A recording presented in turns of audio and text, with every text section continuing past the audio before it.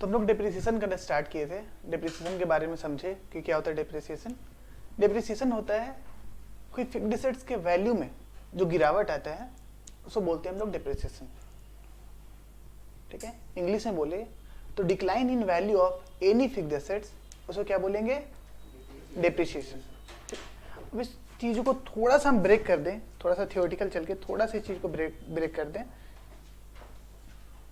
Depreciation generally all fixed assets के value में जो गिरावट आता है उसको हम लोग डिप्रिसिएशन नहीं बोलते हैं। मेरा फिक्स्ड एसेट दो टाइप का होता है। फिक्स्ड एसेट्स अगर बात किया जाए, फिक्स्ड एसेट्स कितने तरह के होते हैं, तो फिक्स्ड एसेट्स दो टाइप के होते हैं। कौन कौन? Tangible and intangible. Great. Tangible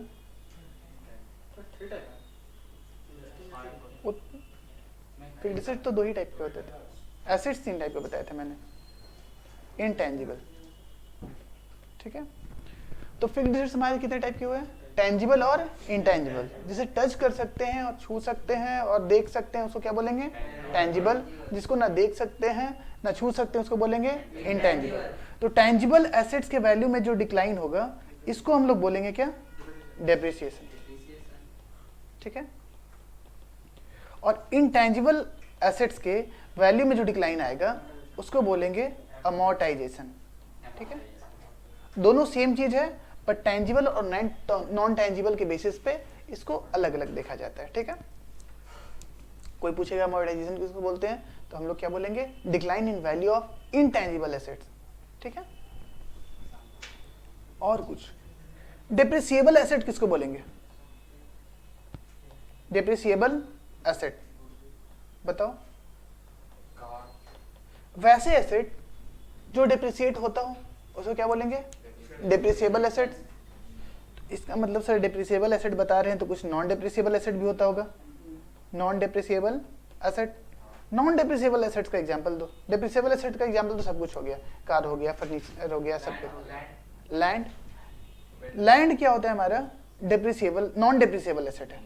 ठीक है, तो कभी भी अगर आप अकाउंटिंग आगे करेंगे फ्यूचर में तो लैंड पे आप डिप्रिसिएशन लगाएंगे कि नहीं लगाएंगे, नहीं लगाएंगे, क्योंकि जनरली लैंड पे डिप्रिसिएशन होता ही नहीं है। लैंड का वैल्यू हमेशा इंक्रीज होता है। ठीक है, और depreciable assets means those assets whose value can be depreciated. ठीक है ना, वैसे एसेट जिसका वैल्यू डिक्रीज होता है उसको क्या बोलेंगे हम लोग, डिप्रिसिएबल एसेट। अब क्या, रूम का रेंट तो इनकम हुआ। रूम तुम बोल सकता है फ्लैट, तो फ्लैट भी डिप्रिसिएट होता है। कोई भी घर तुम बनाता है तो 20 साल चलेगा, 25 साल चलेगा, उसके बाद उसका वैल्यू घट जाता है। कोई भी घर आप बनाओ तो उसका वैल्यू घटेगा, लेकिन लैंड का वैल्यू नहीं घटेगा। कोई भी प्रॉपर्टी आप बनाते हो तो यूज करोगे तो उसका तो वैल्यू घटेगा ना। ठीक है, कल हम लोग डिप्रिसिएशन के बारे में पढ़े। डिप्रिसिएशन का मतलब क्या हुआ, फिक्स्ड एसेट्स के वैल्यू में जो गिरावट आया उसको हम लोग बोले डिप्रिसिएशन। क्या फॉर्मूला लगाएं, कैसे निकालें, अब उस पर बात नहीं कर रहे हैं। लेकिन कोई भी एसेट्स पर अगर डिप्रिसिएशन लगेगा तो इसका मतलब क्या, डिप्रिसिएशन हमारे लिए क्या है, एक्सपेंस। एक्सपेंस बढ़ जाएगा और डिप्रिसिएशन होगा तो एसेट्स का वैल्यू क्या होगा, डिक्रीज होगा। तो एक्सपेंस बढ़ेगा तो एक्सपेंस को करेंगे डेबिट, और एसेट्स का वैल्यू घटेगा तो उसको क्या कर देंगे हम लोग, क्रेडिट। ठीक है, ये हम लोग कल सीखे। इसका तो डिप्रिसिएशन का जर्नल एंट्री क्या हो गया हमारा, depreciation account debit to that fixed assets, जो भी फिक्स्ड एसेट्स है। ठीक है, आज एक इलस्ट्रेशन लेंगे। एक हमने इलस्ट्रेशन उठाया, परचेज कंप्यूटर ऑन 1 अप्रैल 2019। कब हमने कंप्यूटर खरीदा, 1 अप्रैल 2019। इस चैप्टर में हम कोशिश करेंगे कि आप लोग ही मेरी तरीके से ये पैटर्न फॉलो कीजिए। कोई भी क्वेश्चन बनाने से पहले ना एक टाइमलाइन बना लीजिए, उससे आपको डेट्स का एग्जैक्ट अंदाजा होगा कि कौन सा डेट में कहानी चल रहा है। आगे जब ये क्वेश्चन, ये चैप्टर आगे जैसे जैसे बढ़ेगा ना, आपको डेट्स के साथ खेलेगा। कभी डेट 1 सितंबर दे देगा, कभी 1 अक्टूबर दे देगा, कभी 1 दिसंबर दे देगा। उस तरीके से आपके साथ खेलने का कोशिश करेगा। ठीक है, तो डेट को कंट्रोल करने के लिए एक टाइमलाइन बना लीजिए, जो जहां पे जो चीज बोलेगा उसको हम लोग पुट कर देंगे। सपोज ये हम कंप्यूटर कब खरीदे, 1 अप्रैल 2019, तो 1 अप्रैल इसको मान लिए, 1 अप्रैल 2019। यहाँ पे क्या किया, कंप्यूटर परचेज किया, कितने का, 2 लाख रुपया। अब सबसे पहली बात कि जो यूजफुल लाइफ है, यूजफुल लाइफ क्या इसको एग्जैक्ट जान सकते हैं हम कि यूजफुल लाइफ कितना चलेगा? नहीं। तो इसको भी क्या करते हैं हम लोग? एस्टिमेट करते हैं। तो क्या सर अभी जो यूजफुल लाइफ आप 2 ईयर एस्टिमेट किए हैं, क्या कंप्यूटर 2 साल से ज्यादा नहीं चल पाएगा? क्या हो सकता है ईयर लाइफ में चल पाए। तो हम लोग डिप्रिसिएशन किस बेसिस पे निकाले हैं? एस्टिमेट के बेसिस पे। 2 साल से ज्यादा चलेगा तो क्या करना है वो बाद में देखेंगे। अभी तो जो हम लोग कर रहे हैं वो करेंगे। वो भी वैसा भी क्वेश्चन आएगा कि 2 साल एस्टिमेट किए थे और 3 साल चल गया तो क्या करें सर? अब तो 2 साल का जर्नल एंट्री सब काट देते हैं, फिर सर ठीक करते हैं, ऐसे करेंगे क्या? नहीं, वहीं पे एडजस्टमेंट कुछ कर देंगे हम लोग। और उसके बाद सैल्वेज वैल्यू। सैल्वेज वैल्यू क्या मेरे को पता है कि 2 साल बाद वो कंप्यूटर कितने में बिकेगा? नहीं, ये भी नहीं पता है। इसको भी हम लोग क्या करेंगे? एस्टिमेटेड सैल्वेज वैल्यू और एस्टिमेटेड यूजफुल लाइफ को कंसीडर करते हुए हम लोग क्या निकालेंगे? डेप्रिसिएशन। तो कंप्यूटर कितने का था? 2 लाख। इसका 20% सैल्वेज वैल्यू कितना हो गया? 40,000। तो इस एसेट का डेप्रिसिएबल अमाउंट कितना हो गया? ये एसेट अपने लाइफ में कितना डेप्रिसिएट कर सकता है max to max? 2 lakh minus 40,000। 2 lakh में तो खरीदे ही और 40,000 सैलवेज बच ही जाएगा। तो ये एसेट ओवर द लाइफ कितना डेप्रिसिएट हो पाएगा? 1,60,000। अगर क्वेश्चन ने पूछ दिया what is depreciable amount of this fixed assets, तो हमेशा फॉर्मूला ही लगाएंगे क्या? ये तो कॉमन सेंस से हम लोग निकाल सकते हैं कि all over the life of this fixed assets ये पूरा डेप्रिसिएट कितना हो पाएगा। तो 2 लाख का कंप्यूटर था, 40,000 सैलवेज वैल्यू है, तो इसका डेप्रिसिएबल अमाउंट कितना हो जाएगा? 1,60,000। कितने पीरियड चलेगा? 1 साल और 2 साल। ठीक है, तो हम लोग करते हैं, डेप्रिसिएशन निकालते हैं। डेप्रिसिएशन का फॉर्मूला क्या हुआ? Depreciation equals to cost minus scrap value या estimated scrap value? Estimated scrap value. अगर सपोज इस क्वेश्चन में लिखा हुआ रहता actual salvage value at the end of, लिख लो ईयर 2, मतलब कि कब एंड होगा? 20 और 21, 31 मार्च 21 एट 31 मार्च 2021, 31 मार्च 2021। एक्चुअल स्क्रैप वैल्यू कितना में बिका? सपोज इसमें मान के चलते हैं 30,000 में बिका, इज 30,000। अगर ऐसा लिखा होता इस क्वेश्चन में, अब हम लोग डेप्रिसिएशन कैसे निकालेंगे बताओ? यहां पे 2 साल बाद ही बिका कब? ये 31 मार्च 22 हो गया, सॉरी 31 मार्च 20 और 31 मार्च 21। ठीक है, 31 मार्च 20 हो गया, 31 मार्च 21 हो गया। और यहाँ पे ये सैल्वेज वैल्यू बिका कितना में? कंप्यूटर सेल किए हैं, कंप्यूटर सोल्ड कितने पे? 30,000 पे। अब हम आपसे पूछ रहे हैं कि डेप्रिसिएशन कितना होगा? कितना बताओ?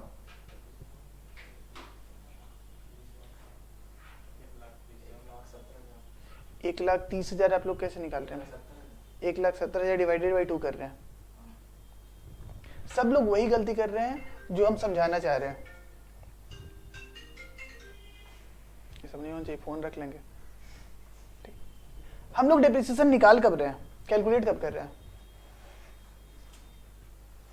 ये डेप्रिसिएशन हम लोग कब कैलकुलेट कर रहे हैं? अभी जब कार खरीदे, सॉरी जब कंप्यूटर खरीदे तब। क्या इस समय मुझे पता था कि 2 साल बाद कितना में बिकेगा? तो ये फिगर जो कंप्यूटर 30,000 में बिका है, इस समय जो इंसान डेप्रिसिएशन कैलकुलेट कर रहा है उसको पता है? तो वो 30,000 को यूज कैसे कर सकता है अपने फॉर्मूला में? नहीं कर सकता है। तो डेप्रिसिएशन कैसे निकलेगा? डेप्रिसिएशन वैसे ही निकलेगा जैसे हम लोग निकालते थे, cost minus estimated scrap value. भले ही एक्चुअल स्क्रैप वैल्यू दिया हुआ है, लेकिन आप उसको यूज कर सकते हैं क्या? नहीं यूज कर सकते हैं। कि आपको क्या यूज करना है? Estimated scrap value. Estimated scrap value कितना है? 40,000। तो 40,000 पे ही काम चलेगा। और divided by estimated useful life. ठीक है, तो कितना निकला डिप्रिसिएशन बताइए? 2 लाख माइनस 40,000 डिवाइडेड बाई 2। तो डिप्रिसिएशन पर ईयर कितना निकल के आ गया हमारा? 80,000। ठीक है, डिप्रिसिएशन हम लोग को रिकॉर्ड कब करना है? डिप्रिसिएशन हम लोग को रिकॉर्ड कब करना है? यहाँ पे ईयर जैसे ही कंप्लीट होगा वहां पे, तो पहला डिप्रिसिएशन यहाँ पे कैलकुलेट होगा, रिकॉर्ड होगा, और सेकंड डिप्रिसिएशन कहाँ रिकॉर्ड होगा? 31 मार्च 21 इस डेट पे रिकॉर्ड होगा। ठीक है, चलो जर्नल एंट्री करते हैं, टाइमलाइन पे चलते हैं, जैसे जैसे जो काम हुआ है वैसे वैसे हम लोग रिकॉर्ड करते हैं। सबसे पहले क्या हुआ है? 1 अप्रैल 2019 को कंप्यूटर परचेज किया है, तो जर्नल एंट्री क्या होगा परचेज करने का? 1/4/19। जर्नल एंट्री क्या हो जाएगा? Computer account debit, account debit to bank account. कोई कैश अकाउंट भी लिख सकता है, कोई गलत नहीं है। कितना? 2 लाख कंप्यूटर परचेज कर लिए। अब मेरे को क्या लगाना है? डिप्रिसिएशन। कंप्यूटर परचेज करने के बाद क्या लगाएंगे हम लोग? डिप्रिसिएशन। तो डिप्रिसिएशन कब एंट्री करना है मेरे को? ईयर कंप्लीट होने के बाद। ईयर कब कंप्लीट हो रहा है? 31/3/20। डिप्रिसिएशन कितना लगाना है? डिप्रिसिएशन कितना लगाना है? 80,000 लगाना है डिप्रिसिएशन। ठीक है, 80,000 डिप्रिसिएशन लगाना है। डिप्रिसिएशन का जर्नल एंट्री फिर से ध्यान देते हैं। डिप्रिसिएशन हमारा एक्सपेंस है, बढ़ने पे क्या होगा? डेबिट। असेट्स, हर डिप्रिसिएशन होने के बाद एसेट मेरा क्या हो रहा है? घट रहा है, तो एसेट क्या हो जाएगा? क्रेडिट। तो जर्नल एंट्री क्या होगा डिप्रिसिएशन का? Depreciation account debit to computer. ये जर्नल एंट्री में कोई दिक्कत नहीं है। कितना? 80,000। 80,000 डेबिट एंड 80,000 क्रेडिट। ठीक है, ये 2 एंट्री में मेरे को कोई दिक्कत नहीं आया। जो थर्ड एंट्री बताते हैं उसी में मेजर लोग को जो कंफ्यूजन आता है वो थर्ड एंट्री में ही कंफ्यूजन आता है। हम लोग अभी जब तक भी हम लोग कर रहे थे, हम लोग ट्रायल बैलेंस बना रहे थे, उसमें क्या कर रहे थे? असेट्स, या तो असेट्स आ रहा था, या तो लायबिलिटीज आ रहा था, या तो कैपिटल आ रहा था। ये हमारा चल जाता था नेक्स्ट ईयर बैलेंस शीट में। और इनकम एंड एक्सपेंस चला जाता था कहाँ? प्रॉफिट एंड लॉस अकाउंट में। बैलेंस शीट कोई अकाउंट नहीं है, बैलेंस शीट कोई अकाउंट थोड़ी है, वहां डेबिट क्रेडिट नहीं लिखते हैं, लेकिन profit and loss account account है। तो जो भी इनकम और जो भी एक्सपेंस के बैलेंसेस होते हैं वो कहाँ ट्रांसफर हो जाते हैं eight the end of year? Profit and loss account में। तो चूंकि डिप्रिसिएशन हमारा क्या है? एक्सपेंस है। ये क्या है? एक्सपेंस। तो एक्सपेंस कहाँ चला जाएगा ईयर एंड होने के बाद? प्रॉफिट एंड लॉस अकाउंट में चला जाएगा। तो ईयर एंड कब है? 31 मार्च 20। तो 31 मार्च 20 को हम लोग क्या एंट्री करेंगे? डिप्रिसिएशन को खत्म करेंगे और कहाँ लेके चले जाएंगे सारा का सारा depreciation? Profit and loss account में। तो डिप्रिसिएशन को लेके जाना है कहाँ? प्रॉफिट एंड लॉस अकाउंट में। तो प्रॉफिट, डिप्रिसिएशन डेबिट था, तो डिप्रिसिएशन को खत्म करने के लिए क्या करना पड़ेगा? डिप्रिसिएशन को हम लोग को क्रेडिट। तो डिप्रिसिएशन को कर दिए टू डिप्रिसिएशन अकाउंट।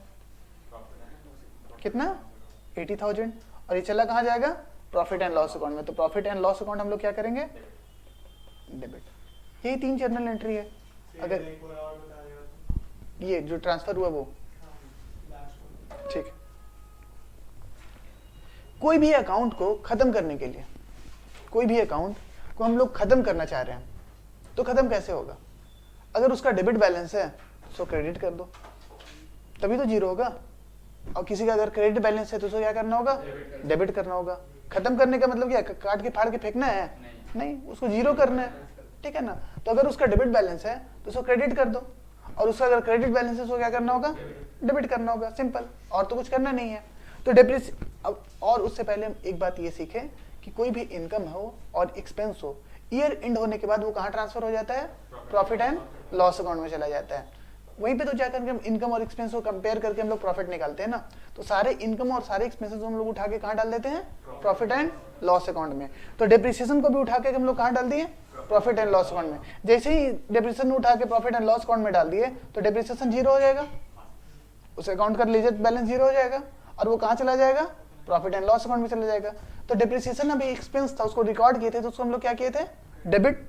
अभी डिप्रिसिएशन किए थे, तो इसको रिकॉर्ड करते समय डिप्रिसिएशन को हम लोग क्या किए? डेबिट। उसको खत्म करने के लिए उसको क्या करना पड़ेगा? क्रेडिट। तो जब ट्रांसफर एंट्री है तो डिप्रिसिएशन क्या हो जाएगा यहाँ पे? क्रेडिट। और ट्रांसफर होना कहाँ है, प्रॉफिट एंड लॉस अकाउंट में, तो प्रॉफिट एंड लॉस अकाउंट क्या होगा, डेबिट। बस यही सिंपल सा जर्नल एंट्री है।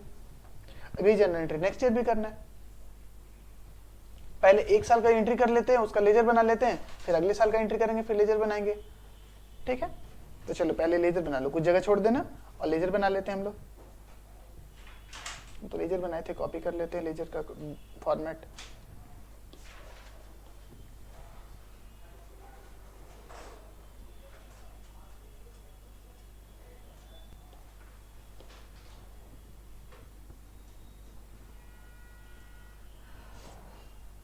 एक साल का हो गया हम लोग का एंट्री, अब 1 साल का हम लोग फॉर्मेटिंग कर लेते हैं, मतलब लेजर ट्रांसफर कर लेते हैं। कौन कौन सा अकाउंट है मेरा, पहला है कंप्यूटर अकाउंट, दूसरा डिप्रिसिएशन अकाउंट।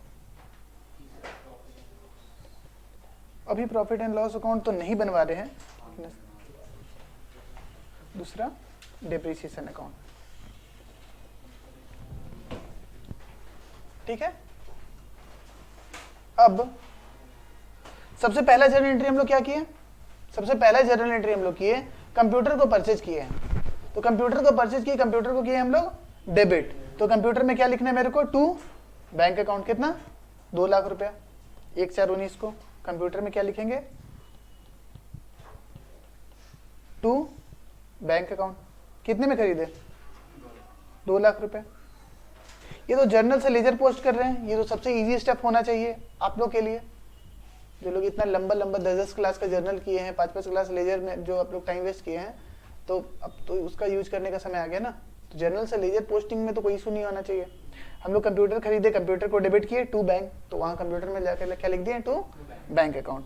उसके बाद डेप्रिसिएशन का एंट्री करना है मेरे को, डेप्रिसिएशन हो रहा है डेबिट, तो डेप्रिसिएशन अकाउंट में क्या लिखेंगे, टू कंप्यूटर, डेट कौन सा है 31/3/20, तो डेप्रिसिएशन में लिखेंगे टू कंप्यूटर, कौन सा डेट 31/3/20, टू कंप्यूटर्स, कितना 80,000, करेक्ट। फिर उसके बाद क्या है, क्रेडिट कौन हो रहा था, कंप्यूटर, तो कंप्यूटर अकाउंट में क्या लिख देंगे जाकर के,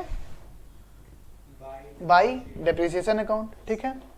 बाई डेप्रिसिएशन अकाउंट कितना 80,000, 31/3/20 बाई डेप्रिसिएशन अकाउंट कितना 80,000। इस ईयर का सारा जर्नल एंट्री हम लोग कंप्लीट कर लिए, बैलेंस निकाल लो, सॉरी एक जर्नल एंट्री और बाकी करना है, ठीक है। ये कौन सा है, profit and loss account debit हो रहा है, ये अकाउंट तो बना नहीं रहे हैं, हमको मतलब है डेप्रिसिएशन से, तो डेप्रिसिएशन क्या हो रहा है, क्रेडिट, तो क्रेडिट में क्या लिखेंगे, by profit and loss account 80,000, ठीक है। 31 मार्च क्या लिखेंगे, by profit and loss account कितना 80,000। अब बैलेंसिंग कर लेते हैं, तीनों जर्नल एंट्री पास कर दिए हम लोग, इस ईयर का तीनों जर्नल एंट्री हम लोग पास कर दिए, बैलेंस कर दो, 0 हो गया। तुम लोग भी देख लो, कैश फ्लो में काम ही आएगा।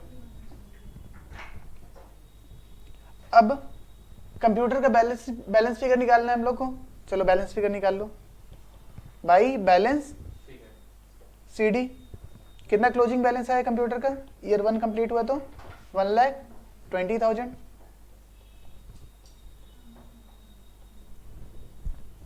वन ईयर का अकाउंटिंग कंप्लीट, जो सीडी हुआ है उसको बीडी कर दो, 1/4/20 टू बैलेंस बीडी कितना 1,20,000,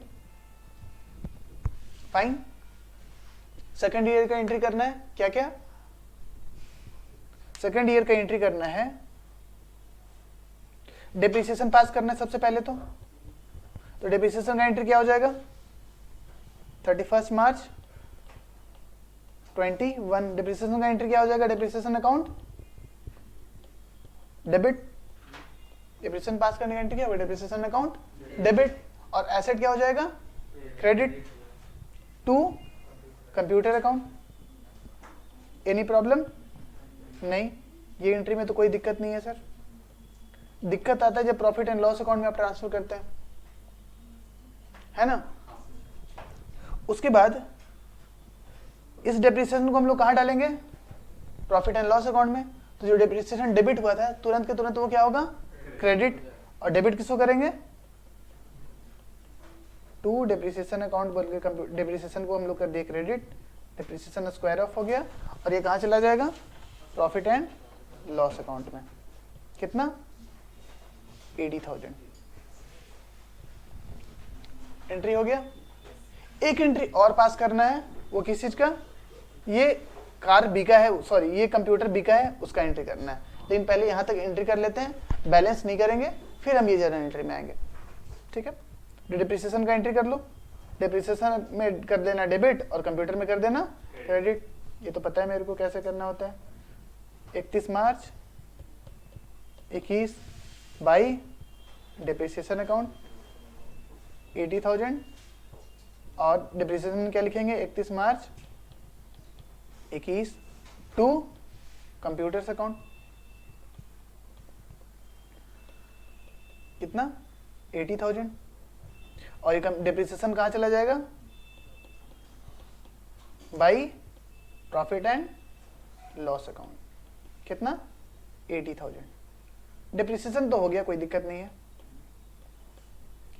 सर वो एसेट ना 40,000 में बिक नहीं पाया था। एसेट कितना में बिका था? 30,000 में। उसका सर हिसाब बताइए। अभी अगर हम लोग कंप्यूटर का बैलेंस फिगर करते हैं, ऐसे तो करेंगे नहीं क्योंकि कंप्यूटर सेल हो रहा है, बैलेंस फिगर नहीं करेंगे, लेकिन अभी कितना बैलेंस आ रहा है एक बार चेक करना है तो कंप्यूटर अकाउंट में देखो, कंप्यूटर अकाउंट में कितना बैलेंस आ रहा है। डेबिट साइड है 1,20,000 और क्रेडिट साइड कितना है? 80। सेकेंड ईयर में, सेकेंड ईयर का बात कर रहे हैं, तो सेकेंड ईयर में ईयर एंड होने के बाद बैलेंस कितना बचा था एसेट का? 40,000 रुपया। 1,20,000 का था, 80,000 डिप्रिसिएट हो गया, कितना फिगर बचा था? 40, जो कि हमारा सैलरी से मैच करेगा हमेशा, अगर सब कुछ अकाउंटिंग ठीक से किए तो। 40,000 मेरा बैलेंस बचा हुआ था कंप्यूटर में। और बिका कितने में? बिका 30,000 में। मेरा कंप्यूटर कितने का था? 40,000 का था। कंप्यूटर 40,000 का था। जैसे ही कंप्यूटर बेच देंगे, कंप्यूटर बेच देंगे तो एसेट घट जाएगा। एसेट कितना घटेगा? एसेट तो पूरा का पूरा घट गया ना, मेरा तो सारा एसेट चला गया। तो कंप्यूटर कितने से घटेगा? 40,000 से। एसेट घटेगा तो क्या होगा? क्रेडिट। एसेट मेरा कितना का गया बुक से? 40,000 का। एसेट घटेगा तो क्या होगा? क्रेडिट। बैंक में कितना पैसा आया? 30। बैंक में कितना बेचे? 30,000 में। तो बैंक में कितना आया मेरे पास? बैंक में मेरे पास पैसा आया 30,000। कंप्यूटर बेचे तो आया कितना? 30,000। तो बैंक अकाउंट बढ़ेगा तो बैंक को क्या करेंगे? डेबिट। कोई दिक्कत नहीं है। और सर 40,000 का कंप्यूटर जो 30,000 में बेचे ना, हमको एक लॉस हो गया। क्या चीज का लॉस हो गया? Loss on sale of computer. तो ये लॉस कितना है? Loss on sale of computer. कितने का लॉस हुआ? 10,000 का। लॉस बढ़ा तो लॉस बढ़ने पे क्या होगा? लॉस और एक्सपेंस बढ़ने पे क्या होता है? डेबिट। तो जनरल एंट्री क्या होगा हमारा? जनरल एंट्री तुम्हें लोग बताओ, हम लिख दे देंगे बस।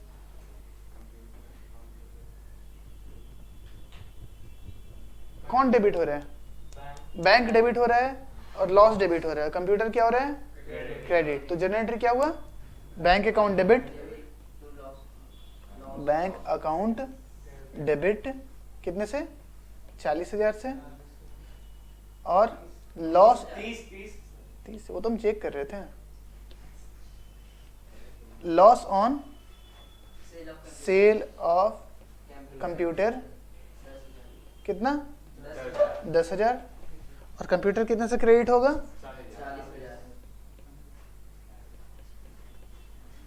40,000 से। इसका पोस्टिंग करने आएगा हम लोग को कंप्यूटर अकाउंट में? आएगा पक्का? लेजर हम लोग पढ़े बढ़िया से। कंप्यूटर क्या हुआ है? क्रेडिट हुआ है। किन की वजह से? Bank and loss on sale of computer की वजह से। तो ये दोनों क्या लिख देंगे? बाई करके बाई बैंक कर देंगे, by loss on sale of computer. तो क्या आ जाएगा यहाँ पे? बाई, डेट तो सेम था 31 मार्च ही था, तो बाई बैंक अकाउंट कितना आ जाएगा? 30,000। और loss on sale of computer कितना आ जाएगा?